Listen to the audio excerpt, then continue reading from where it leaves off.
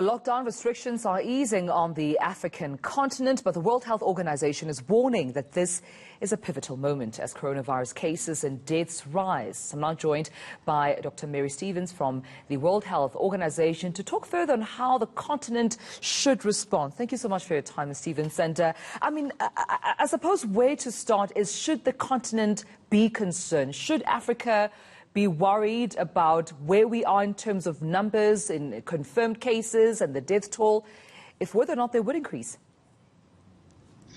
Thank you. Good morning. Yes, so Africa managed to slow down the progression of the outbreak on the continent, but as we can see what is happening in Europe, there is still the risk of having a second wave. So definitely we need to continue to be vigilant, maintain the implementation of the public health measures, testing, laboratory, contact tracing, surveillance, the issue of treatment, isolation, as well as preventive measures by the general population, wearing our face masks, ensuring that we are keeping our distance away, avoiding mass gathering, and making sure that we are washing our hands. So it is important because the risk is still there. All those are important measures to take into consideration, and we've seen even the likes of Zimbabwe coming out and saying their numbers are declining, even though some have raised concerns whether those figures are official and can be trusted to be credible. But for those countries within the continent that have seen a decline in confirmed numbers of cases and death toll, I mean, what would you attribute their success to?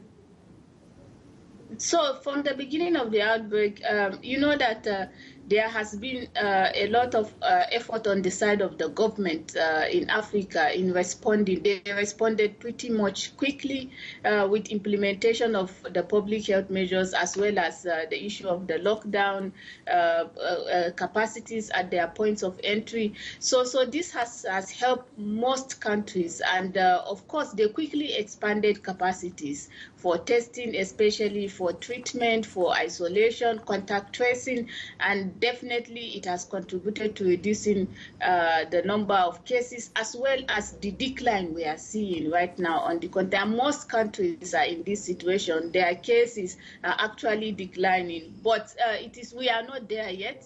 So it is not time for complacency. We need to continue to sustain these measures because no one is safe until all of us are safe. Absolutely. And while speaking about those numbers, I mean, we know that according to the Africa CDC, they've shown these stats over the past month at least, saying that there's been a 7% average increase in weekly COVID-19 cases across the continent, but also an 8% average increase in weekly deaths. Now, when we see some of these countries showing that increased number, what could be the reason here? Are people simply not diligently wearing their masks, not complying? Or is there a bigger problem here that various governments are dealing with in the continent?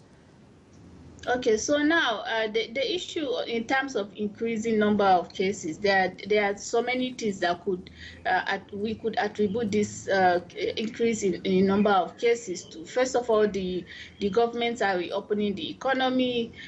People are getting complacent because cases are decreasing, so they are lowering their guard in terms of complying with these preventive measures, as well as reopening of international travelers.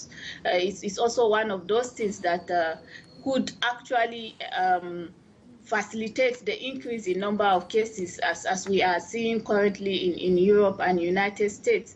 With regards to number of deaths, so many things could contribute to the issue of increasing deaths as well. It depends on what kind of death are you dealing with. Is it community death? Is it deaths in health facilities? And if it is in health facilities, who is being infected? Are these people reporting early enough? So these are some of those factors that could actually contribute to increase in number of mortality. You raise an important point there about, healthcare facilities, and I want to touch on that briefly before I let you go. We've seen even the likes of South Africa itself being sort of burdened at the beginning of, the lockdown at level 5 at the height of, increased confirmed cases. But also we know that the continent of Africa doesn't have necessarily the best when it comes to healthcare facilities.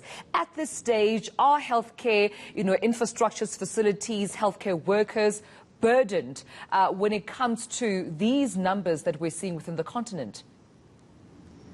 So now, as you can see, the decrease in number of cases, so it's reflecting really in number of admission across most of the countries on the continent.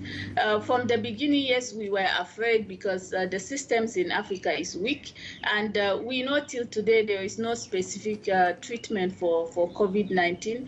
So yes, despite the weakness of the system, the supportive treatment countries in Africa could also offer it comfortably. But in terms of overwhelming the health system, I think somehow we managed to avert that.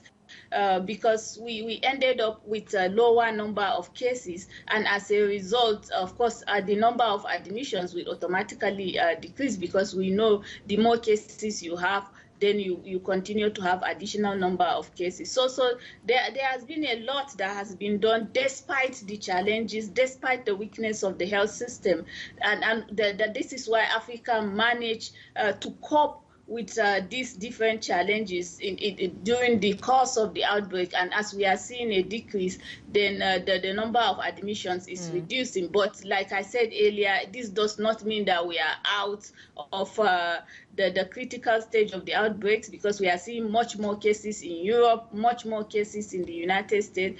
And if we do not put risk mitigation measures in place, it could happen in Africa as well. Well, thank you so much for talking to us, Dr. Mary Stevens there from the World Health Organization's Regional Office for Africa.